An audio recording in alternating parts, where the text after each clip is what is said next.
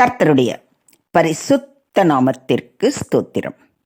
இன்றைய நாளின் தியானத்திற்கென்று தெரிந்து கொள்ளப்பட்ட வேத வசனம் பிரசங்கியின் புத்தகம் 7ஆம் அதிகாரம் 2ஆம் வசனம்.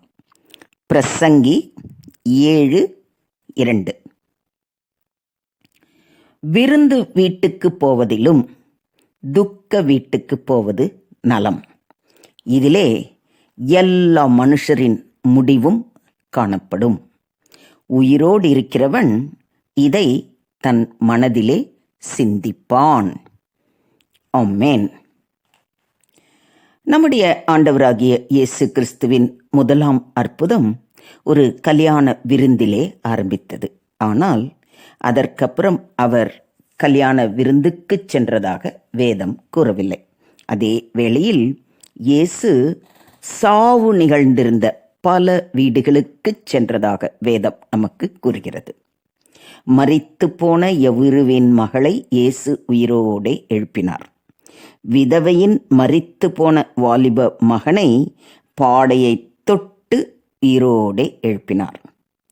மரித்து 4 நாட்களான லாசருவை கல்லறையிலிருந்து வெளியே வா என்று கூறி அவனை உயிரோடே எழுப்பினார். எல்லாவற்றிற்கும் மேலாக லாசருவின் வீட்டுக்கு செல்லும்போது இயேசு கண்ணீர் விட்டார் என்றும் வேதம் கூறுகிறது. லாசருவை உயிரோடே எழுப்புவதற்கு முன் இயேசு அவர்களின் துக்கத்திலே பங்கு கொண்டதை நாம் காண்கிறோம்.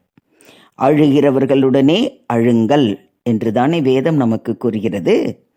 நம் துக்கத்தில் இயேசுவும் கலந்து கொள்கிறார் என்பதே நமக்கு மிக பெரிய ஆறுதல். ஆதியிலே ஏதேனில் மனிதன், அதாவது ஆதாம் பாவம் செய்தபோது மரணமானது மனிதனுடைய வாழ்க்கையில் பிரவேசித்தது. அங்கே பாவம் செய்தபோது நடந்ததை 3 வகைப்படுத்தலாம். முதலாவது உடனடி ஆவிக்குரிய மரணம், அதாவது தேவனுடன் தொடர்பு துண்டிக்கப்படுதல். 2வது படிப்படியான சரீர மரணம். 3வது நித்திய மரணம்.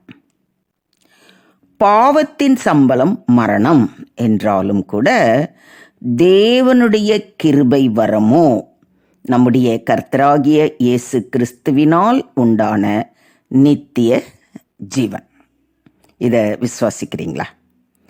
பாவம் செய்து ஆத்மாவிலும் சரீரத்திலும் மரித்து நித்தியத்தை இழந்த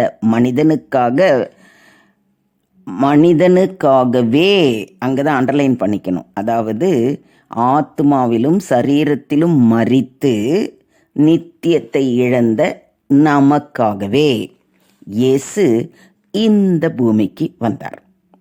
தம்மையே தந்தார், நம்மையும் உயிர்ப்பித்தார். மரித்தவர்களை குறித்த உயிர்த்தெழுதலின் நம்பிக்கையையும் தாம் உயிர்த்து நம்மிடம் விதைத்திருக்கிறார். ஆகவே ஒரு கிறிஸ்தவன் மரணத்தை கண்டு அஞ்ச வேண்டியது இல்லை.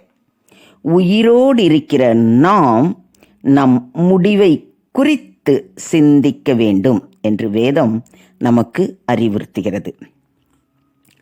திரு ராபர்ட் ஏனன் என்ற தேவ மனுஷனை குறித்த ஒரு புத்தகத்தில் அவர் சீக்கிரம் மரித்து விடுவார் என்பதை தேவன் அவருக்கு வெளிப்படுத்தி இருந்தாராம். இத்தனைக்கும் அவர் நல்ல திடகாத்திரமான வாலிபர், நோயாளி இல்லை. ஒரு நாள் அவர் வீட்டை விட்டு வெளியேறும்போது அன்று சற்று வினோதமாக ஒரு சாக்பீஸை எடுத்து தன் வீட்டு கதவில் மரணம் என்று எழுதினாராம். வெளியே வாசலில் பரலோகம் என்று எழுதிவிட்டு சென்றாராம். சென்ற இடத்தில் அவர் மரித்தும் போனார். இதை கொஞ்சம் அப்படியே யோசிச்சு பாருங்களேன். தன்னுடைய மரணம் நெருங்கிவிட்டதை உணர்ந்த அவர் நிச்சயம் பரலோகம்தான் செல்வோம் என்ற விசுவாசத்தோடு அதையும் எழுதி வைத்துவிட்டு போயிருக்கிறார். நாம் மரிக்கும்போது எங்கே செல்வோம் என்கிற நிச்சயம் உள்ளவர்களாக இருக்கிறோமா? ஒரு பரிசுத்தவான் தன் மரணப்படுக்கையில் இப்படியாக சொன்னார், நான் இங்கே கண்களை மூடுவேன், விழிக்கும்போது பரலோகத்தில் இருப்பேன் என்று. இதுதான் கிறிஸ்தவ நம்பிக்கை. மரணம் எல்லோருக்கும் பொதுவானது. ஆனால் உயிர்த்தெழுதலானது மறுபிறப்பின் அனுபவம் உடையவர்களுக்கு மாத்திரமே. இயேசு கிறிஸ்துவின் உயிர்த்தெழுதல் மரணம் ஜெயமாக விழுங்கப்பட்டது என்பதை பறைசாற்றியது. உலக பிரகாரமாக எவரும் சீக்கிரம் மரிக்க விரும்ப மாட்டார்கள். யாவருமே மரண தருவாயில் ஒரு போராட்டத்திற்கு பின்பே பெரும்பாலும் தங்கள் உலக ஓட்டத்தை முடிக்கின்றனர். ஆனால் நாம், ஆண்டவருடைய பிள்ளைகளாகிய நாம், மரணத்திற்கு பயப்படுகிறவர்களாக இருக்கக்கூடாது. தேவனுக்கே பயப்பட வேண்டும். மரணத்தை பார்த்து, மரணமே உன் கூரெங்கே என்று சவாலிடத்தக்கவர்களாக இருக்க வேண்டும். தேவனுக்கு மாத்திரம் பயப்படுகிறவர்கள் வேறு எதற்குமே, அது மரணமே ஆனாலும் கூட பயப்பட மாட்டார்கள். இதை விசுவாசிக்கிறீங்களா? அதே போல தேவனிடத்தில் அன்பு கூறுகிறவர்களும் மரணத்திற்கு பயப்பட மாட்டார்கள். பொதுவாக ஒருவர் மரிக்கும்போது அவரை பிரிபவர்களுக்கு நிச்சயம் வேதனை, வருத்தம் இருக்கும். ஆனால் மரிப்பவருக்கு அதுவே பரமானந்தத்தின் நித்திய துவக்கம். இப்படிப்பட்ட நம்பிக்கை நமக்கு இருக்கிறபடியால் நாம் மற்ற உலகத்தார் போல துக்கமுகமாய் இருக்க வேண்டியது இல்லை. இப்போது உயிரோடு இருக்கிற நாமும் அவர்களுடன் ஒரு நாள் சேர்ந்து கொள்வோம் என்ற விசுவாசத்துடன் நம்மை தேற்றிக்கொள்ள வேண்டும். பரிகரிக்கப்படும் கடைசி சத்ரு மரணம் என்று அப்போஸ்தலனாகிய பவுல் கொரிந்தியருக்கு எழுதின 1 நிருபம் 15 அதிகாரம் 26 கூறுகிறார். நம்முடைய ஆண்டவராகிய இயேசு மரணத்தை ஜெயித்தார். அவருடைய பிள்ளைகளாகிய நாமும் ஜெயிப்போம். இப்பொழுது ஒருவேளை நமக்கு நெருக்கமானவரை இழந்த இழப்பினால் நாம் துவண்டு போயிருக்கலாம். ஆனால் கலங்காதிருங்க, நாம் நித்தியத்தில் சேரும்போது கண்ணீர் யாவையும் தேவன் துடைப்பார்.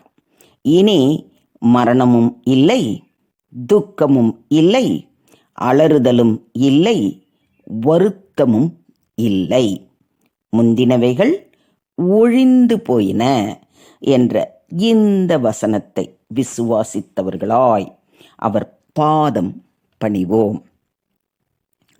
நீதியின் பாதையில் ஜீவன் உண்டு, அந்த பாதையில் மரணம் இல்லை. கர்த்தருடைய பரிசுத்தவான்களின் மரணம் அவர் பார்வைக்கு அருமையானது. எனவே நாம் நீதியின் பாதையில் நடந்து பரிசுத்தவான்களாக வாழ்வோம். மரணம் நேரிடும்போது அது தேவனுடைய பார்வைக்கு அருமையாய் இருந்து அவர் நம்மை நித்தியத்துக்குள் சேர்த்து கொள்வாராக. தேவனுக்கே மகிமை உண்டாவதாக. ஆமேன், ஆமேன், ஆமேன்.